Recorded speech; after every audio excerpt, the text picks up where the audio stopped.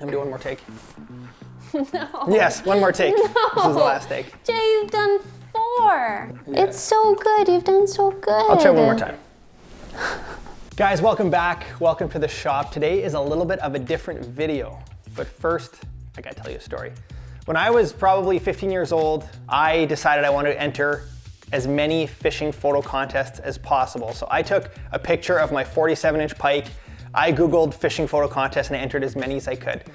One of those contests being a Do It Molds photo contest. Fast forward 4 months later, and I open the mail. I look at this Do It Molds catalog. They've got a bunch of lure making stuff. I go to the back cover and my picture's on it. I got second place, runner up, and I won a $300 gift certificate for Do It Molds.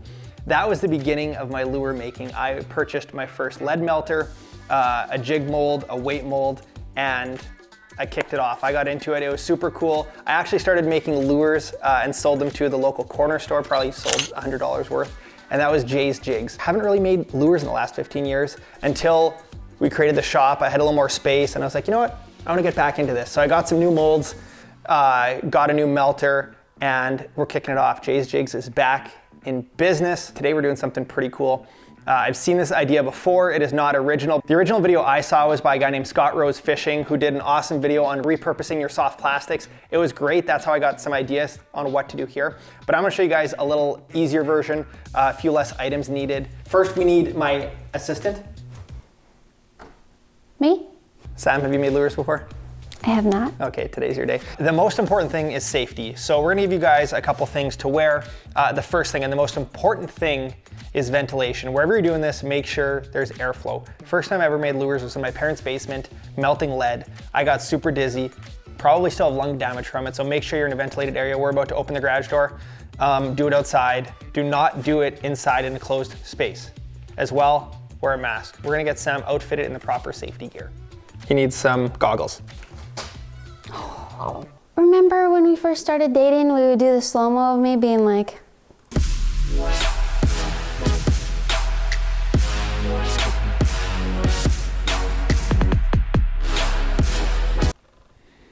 yes. All right, next, gloves. You want to cover up all your skin. Hot lead, hot plastic does not go well on skin. You'll not believe how painful that is. Other than that, long sleeves are pretty important, long pants, and last but not least, put on your mask. All right, so Sam is fully outfitted. How do you feel? Do you want to take that off for a second while we cut up the baits? we haven't even started yet? No. All right, now that you have all your safety gear, let's talk about some of the things that you may already own or some of the things you need. A microwave, a mixing cup, and some sort of stirring device. I would not suggest using your mother's or father's or husband's or wife's microwave. I bought a cheap one, you get one from a thrift store. Mixing container you probably have, and like a spoon is fine. And then here's the parts that you maybe don't have. This stuff all comes from Do It Molds. This is the 3-inch Ripper mold. Awesome mold. I wanted this one because it makes a lot of baits and it was just for my first soft plastic mold. It's the most useful mold for what I do. It's a 3-inch swim bait, perfect for walleyes and for smallmouth too, of the species that I fish for, probably more than anything. This is about $65. It doesn't take that much to spend $65 on baits. The device that pumps the plastic in, I forget what size this is. I will link all of this stuff in the description. This is pretty much what sucks the melted plastic in and pumps it into the mold. Next, this is important if you are melting down old plastic. This is called Plastisol Stabilizer.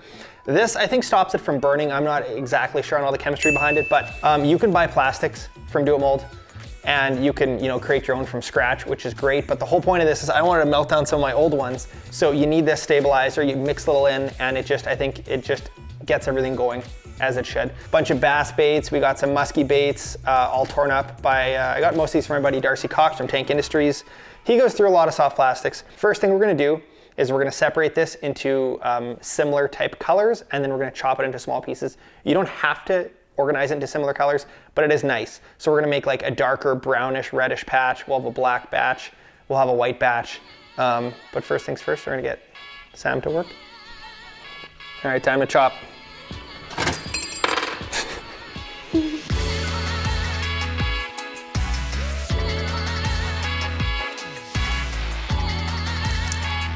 All right, Sam, next step is pour a little bit of that stabilizer in. Wow. Oh, I got it. All right, there's no science to it. Just pour some in, we'll mix it around. Okay, that's probably good. Okay, now take your spoon and give it a little stir. So that pretty much just keeps it from burning there. The melting's gonna begin.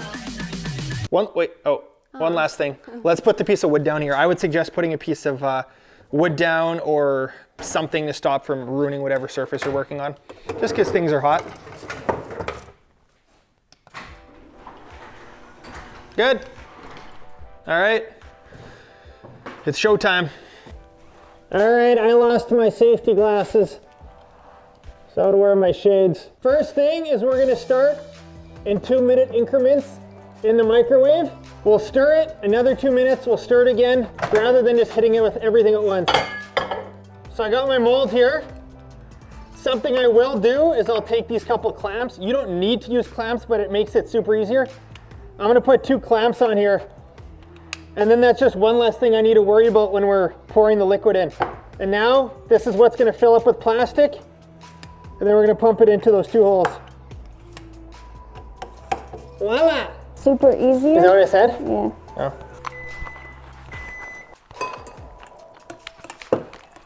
I wonder what normal people do during quarantine. Yeah.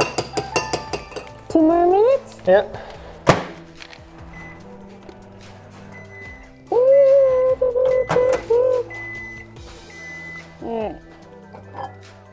Alright. Ooh! That's pretty good, girl. Is there any chunks left? Couple. Maybe do it one more time for a minute. 1 more minute, those little chunks will hurt you.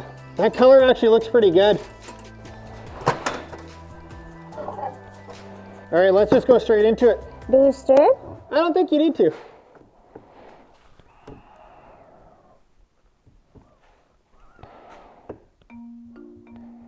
Oh wow, okay, you really went good there. We're gonna just restart this one. So this does dry pretty quickly, that's the nice part. So check that out. That was pretty close, but you can see that because the mold pushed open, then you have all that piece in the middle, eh? You just wanna make sure it stays all the way closed, because if it pushes just a little bit open, I mean, you could get clamps that clamp it tighter, which would, solve that. And maybe that's something I should do in the future, because I'm still learning. I haven't done a lot of this. This is only my 2nd time doing it, so. Okay. I can do this! All right. Put it right here, I'll stir it, and then you can get the other thing ready.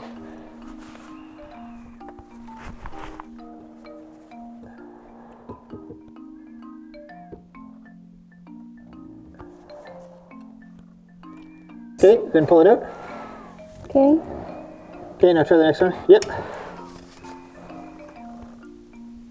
Okay. Okay, you can put it back in there. Squish the rest back in there. Putting it back in the microwave just keeps the fumes a little more isolated there. So guys, something to take into account is that this mold, every time you do another round, it gets hotter and hotter and hotter. And it works better because it's warmer, and it's easier for the plastic, or if you're working with a lead mold, to get to the back of all the crevices, especially on a swim bait like this. So yeah, it will get easier as it gets warmer. Let's see what we got. Oh, Sam! We might have some pretty nice swim baits right here. Look at these swim baits that you just made. They're perfect. 2nd try and you're nailing aces. That is candy to any smallmouth or walleye. Here's our leftover pile. So when you're done with that, you just throw it right back in the pot. And we'll keep going until this is done, and then we'll probably switch colors.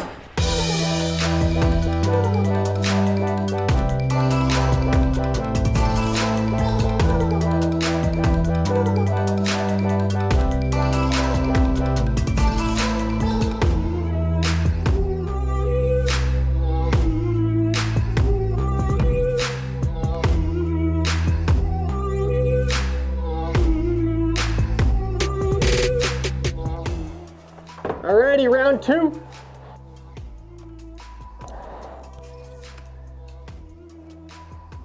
So guys, another thing, the hotter the mold gets, the longer you need to wait for it to cool down every time, because if you open it up way too soon, then that plastic will still be a little bit soft. So I like to wait just a little bit for it to cool down. Checking round number 2. All right, let's see what we got here, guys. This is my favorite part. Perfection. All right, we're gonna try to do another round right away here. All right, another batch. Perfect batch for Sam.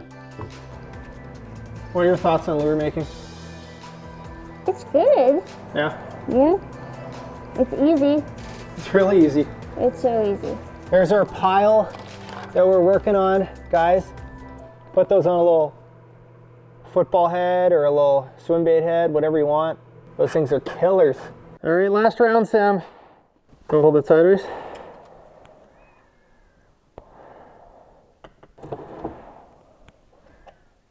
Oh, you did good that time.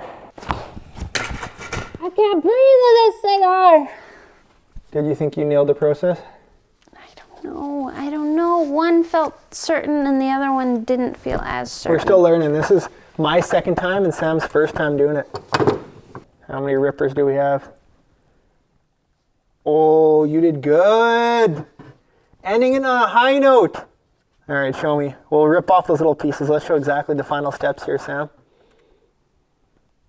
So there's a little bit of excess. You just rip that off. And that you can throw back in your pot. Save it for next time. Guys, just in 20 minutes, we made that big pile of 3-inch swim baits. I want to do a fishing video with it. It's still ice fishing season, so unfortunately it's not exactly prime time for that. But in a couple months, weeks, we're going to be throwing those for smallmouth and walleyes. A couple other things I might not have mentioned. Key thing, make sure that your plastic doesn't have any chunks. Make sure it's hot enough. If you have chunks in there and it's not completely hot, when you take the injector to pull it back or to push it in, that chunk will completely derail your entire round. So make sure it's hot. If you think that there might still be chunks, just put it in for another minute. Otherwise, it's going to ruin the whole thing. And then as far as colors, like next up, I'm going to make a bag of these, a white and clear type color here. That's going to be super good. But yeah, mix and match. This one right here, that brownish pumpkin color was just a mixture of a bunch of colors. There's no right or wrong way to do it. You could add salt if you wanted, but the key, you get some plastisol, you get yourself a mold, and the injector. You can do it all for 70, 80 bucks probably, and you could have, I mean, right there we probably just poured $60 in plastics, $50 in plastics. So pretty amazing. I'm excited to do some more lure making stuff. As you can see, I got some more molds. I'm gonna do some lead melting, tie some jigs. Yeah, it's a new chapter. Thank you guys for following along. If you have any other lure making videos you want to see, I'm learning, so we'll learn together, and we'll see you in the next video.